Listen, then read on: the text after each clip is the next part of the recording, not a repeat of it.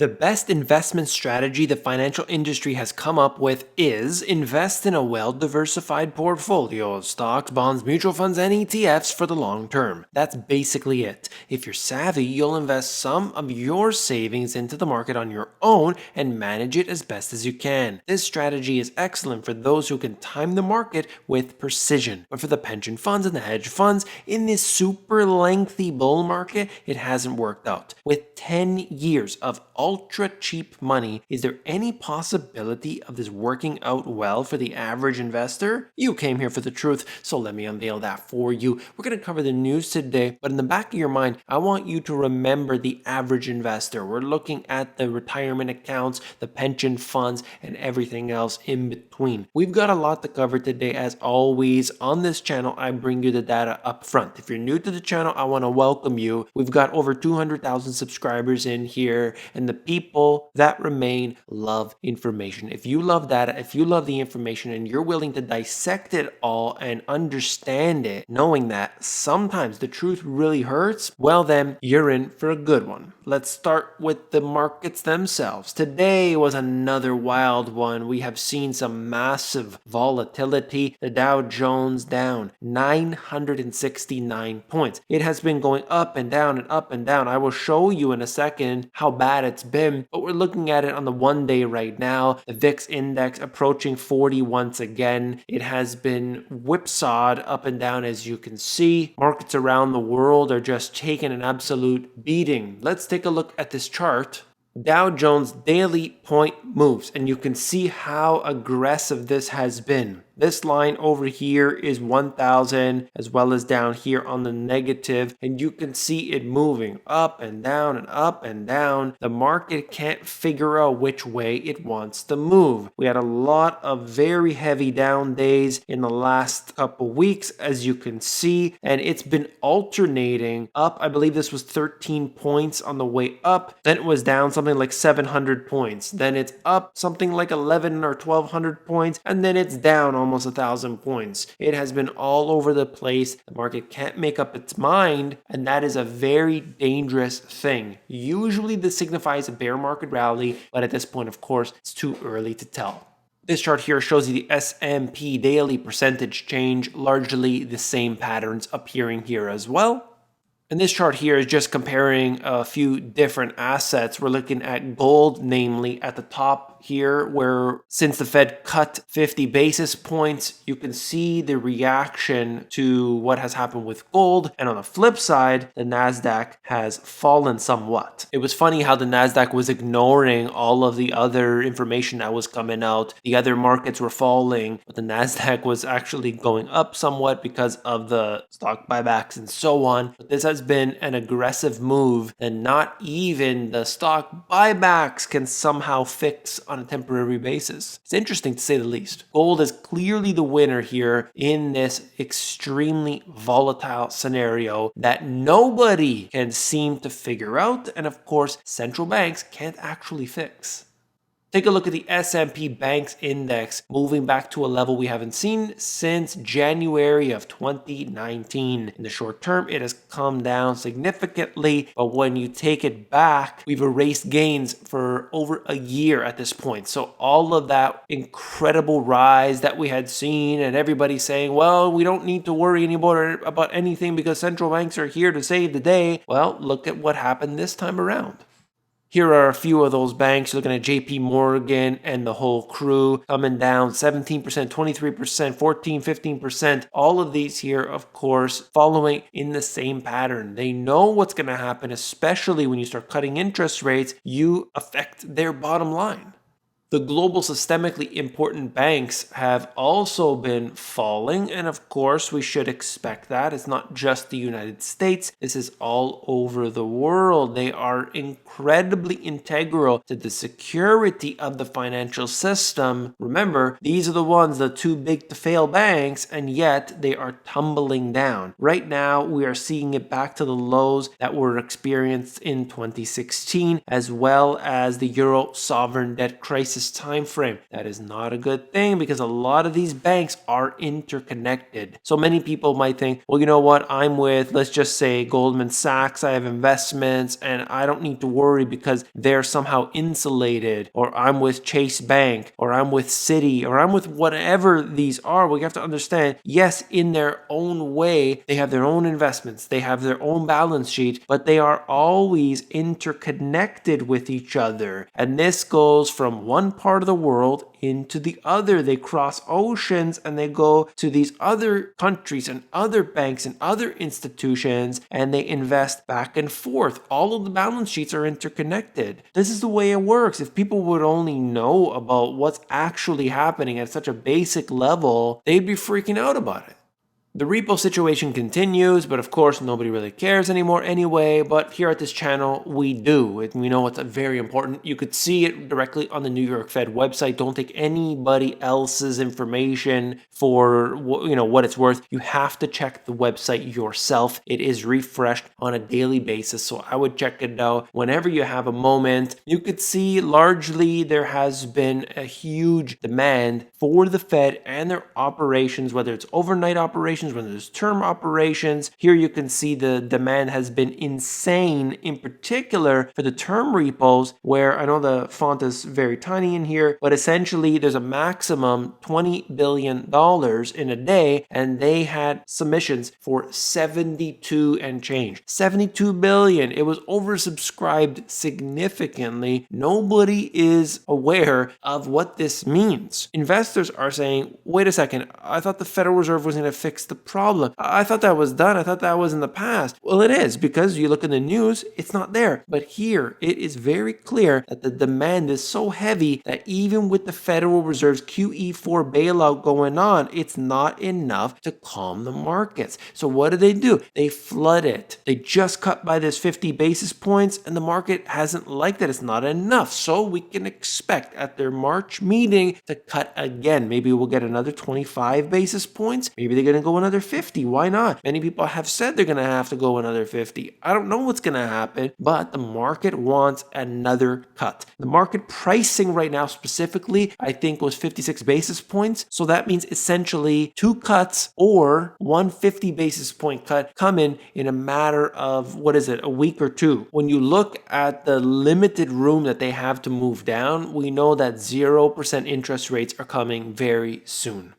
This is very big, and I'm going to do a bigger detailed report on this, but I just wanted to mention it right now. I have not read everything to do with this. I need to read the reports. I need to understand it on a deeper level, but I have to mention it today because I just found out and you need to know right away. Federal Reserve retools capital rules for largest U.S. banks. The new Fed rule creates capital buffer tied to annual stress tests. We know how fake these annual stress tests are, and of course, there's no possible way that they are ever going to be prepared and they are ever going to admit what's actually happening at these banks. I just explained a moment ago how it works. Your own bank might be fine, but you're tied in with another bank on the other side of the world. That bank goes bust, you got big issues. The Federal Reserve retooled capital rules for the largest U.S. banks, completing one of the biggest changes to the post-crisis rulebook for Wall Street during the current administration. Fed officials on Wednesday said the changes would simplify rules for big banks such as JP Morgan and Wells Fargo without posing risks to the stability of the financial system. Isn't that interesting? The way I read the information, again, I haven't looked into it inside out, but the way I see it is that this actually makes it much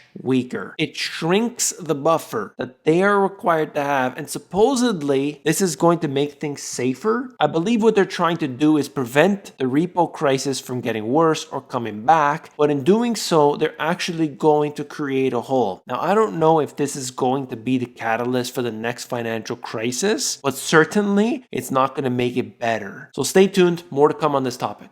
Bond king Gundlach says the Fed panicked and short-term rates are headed towards zero. Imagine that. Every country around the world headed towards zero. Bond king Jeffrey Gundlach says that he believes the Fed panicked in cutting interest rates earlier this week and that short-term US rates are headed for zero. I'm in the camp that the Fed is going to cut rates again. When I say panic, it doesn't mean it's not justified. Sometimes panic is justified. Jeffrey Gundlach knows what he's talking about, particularly when it comes to the bond market, and we can see what's been happening. It's not a coincidence. We've watched the yields coming down and down and down and down. It's not going to stop anytime soon. I want to get some new numbers on what's happening with the negative interest rates. Previously, you saw the peak at $17 trillion worth of negative yielding bonds. I'm sure we are going to go way past that. It actually peaked out at around 17 trillion. Then it went down to about 11 trillion when everything was totally fine and fantastic. And now it's been heading up. And I think the last time I saw it was around 15 trillion. I'm sure it will only be a short period until we hit that 17 once again. Just imagine it for yourself where you put your money into an investment and you get less back at the end. And that's the goal. It's not as if it's a mistake. Like, where's the rest of my money here? No, you're actually agreeing to that. That's the insanity of the markets today.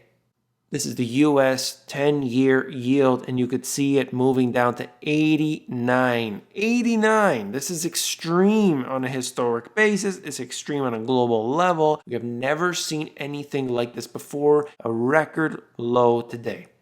Another thing that's a record low, you can see the mortgage rates hitting an all-time low. And what do you think that's going to do to all the refinancing as well as housing prices in general? With interest rates coming down, mortgage rates, of course, coming down, that is going to have a positive impact in the short term to real estate because people can borrow more, not because it's more affordable. That's the way they present it. We're making interest rates more affordable. Well, if the prices are going towards $1 million for the average home, is that very reasonable? When you look at some of these major cities, you got people in a household, let's say that you got the two workers, average salary. Take for instance Toronto. Toronto, you've got an extreme situation because although you look at the prices on the average doesn't represent the actual average. Okay, so you see the average, I forget what it was. Let's just say something like $600,000 for a home. And yes, you could find the home for $600,000, but we're talking about a wide area. You talk to a lot of people, the range is around $1 million